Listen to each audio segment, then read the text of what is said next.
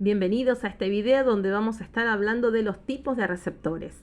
Los receptores de membrana y los receptores celulares. Quiero hacer una aclaración. En este video vamos a abordar solamente algunos aspectos con la idea de dar una orientación un poco más precisa para que luego se pueda profundizar a través de los libros, la bibliografía que te hayan recomendado en tu facultad, en el colegio, etcétera, etcétera. Bien, ¿a quién está dirigido estos videos?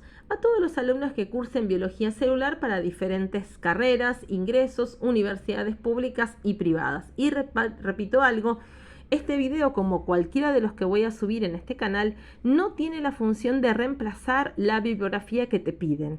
Eso lo quiero recalcar porque no es que el video va a reemplazar. Y otra cosa que puede pasar a cualquier persona que está dando una clase, que es que se puede equivocar en algo o que también tenga un dato básico y que haya un dato actualizado. También lo recalco eso porque es algo que pasa y uno lo hace con la idea de poder darles un aporte.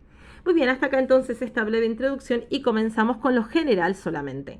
Vamos a decir que tenemos moléculas que se llaman receptores. Acá tenemos varias características, pero la más importante de ellas es que los receptores son funcionales. Eso significa que son sustancias o son moléculas que tienen la capacidad de producir una respuesta específica. Repito, esta es una de las características claves que hace a una molécula un receptor, que produce una respuesta específica. Seguimos. Vamos acá. Vamos a tener este tipo de receptores que se van a llamar intracelulares, o sea que se van a encontrar adentro de la célula. ¿Qué dos grandes lugares conoces de la célula? Y bueno, si agarras una célula, esta célula puede tener, por ejemplo, esto que está acá, su núcleo, su citoplasma y su membrana. Estos receptores que vamos a mencionar van a encontrarse por acá.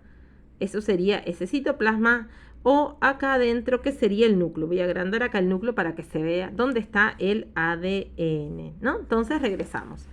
Estos receptores intracelulares van a estar en dos grandes grupos, receptores nucleares, y acá me paro en algo. Los receptores pueden ser nucleares porque las moléculas o los ligandos que pasan tienen la capacidad de pasar debido a que son solubles, es decir, que pueden cruzar directamente por la membrana sin ningún problema. Entonces ahí vamos a tener receptores de tipo nucleares. Entre ellos van a haber varias sustancias que trabajen con estos receptores nucleares y una de ellas, entre las muchas que hay, pueden ser, por ejemplo, la vitamina D, por dar un ejemplo, las hormonas tiroides, la T3 y la T4. Seguimos. Por otro lado, vamos a tener receptores citoplasmáticos. Los receptores citoplasmáticos van a tener su ligando en el citoplasma de la célula. O sea, la membrana va a cruzar y el receptor se va a encontrar acá en algún lugar del citoplasma. Esos receptores podemos hablar, por ejemplo, de moléculas como los glucocorticoides. Los mineralocorticoides van a ser moléculas que van a encontrar su receptor a nivel citoplasmático. Y lo último es que vamos a tener receptores de tipo de membrana, es decir, acá, en la membrana plasmática. Hay tres grandes familias de receptores que son los siguientes. Receptores metabotrópicos que van a tener su molécula, su ligando en la membrana plasmática y van a trabajar, solamente lo menciono, gracias a una cascada de señalización celular. ¿Qué quiero decir con cascada? Que una reacción conlleva a otra a través de una secuencia de pasos. Ejemplos hay varios. Uno de esos ejemplos muy general va a ser el receptor para una hormona que trabaja en el ayuno, que es el glucagón. El receptor de glucagón trabaja, por ejemplo, gracias a procesos y mecanismos metabotrópicos, me olvidaba de decir, asociados a proteína G. Fíjate después las cualidades, las características, etcétera, etcétera. Segundo, receptores de tipo ionotrópicos que son muy rápidos, van a ser receptores que se encuentran en la membrana plasmática y que permitan la entrada o la salida de un ion que modifique las reacciones, las funciones que queramos hacer gracias a la entrada y salida del ion. Lo vamos a ver mucho a nivel neuronal. Y los últimos son los receptores o la gran familia de receptores asociados a tirosina quinasa. La tirosina quinasa, para decir algo, es una proteína que tiene dos funciones. Por una parte es receptora, eso quiere decir que reconoce a la molécula que llega, que se denomina ligando, y por otra parte tiene actividad de quinasa. La palabra quinasa es una enzima que tiene la capacidad de fosforilar. Entonces, es como que yo te diga, tenés dos laburitos, muy palabra muy de acá de Argentina. O sea, tengo un laburito en oficina y a la noche ponele que hago una changuita, como se dice acá. Perdón las palabras sencillas. Entonces yo hago un laburito a la noche, no sé, de remisero. Entonces este receptor va a tener dos trabajitos.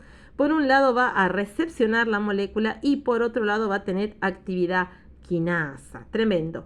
Esta superfamilia de receptores tiene más moléculas dentro de este mismo funcionamiento, y una de las que nos va a importar, entre las más importantes, son el receptor de la insulina.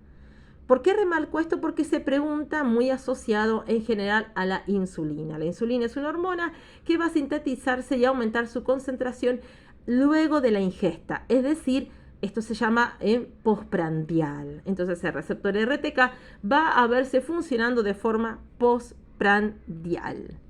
El video se me hizo medio largo, es solamente un pantallazo, repito, hay más para repasar. Hasta ahora repasamos entonces, tenemos 3 tipos de receptores, o mejor dicho 2, en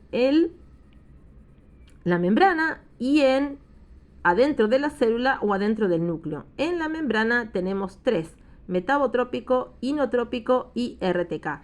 Y dentro de la célula tenemos 2 receptores intracelulares propiamente dichos y receptores nucleares. Muy bien, hasta acá este video cortito, introductorio. Repito, no tenemos la idea de suplantar la bibliografía, simplemente de darte un pequeño aporte para que cuando estudies la cosa te sea más práctica, más sencilla. Ponga los nombres, ponga los mecanismos, qué moléculas son claves, los ejemplos más clásicos y puedas alcanzar esa aprobación tan deseada. Te dejo un saludo y nos estamos viendo en otro momento. Muchas gracias.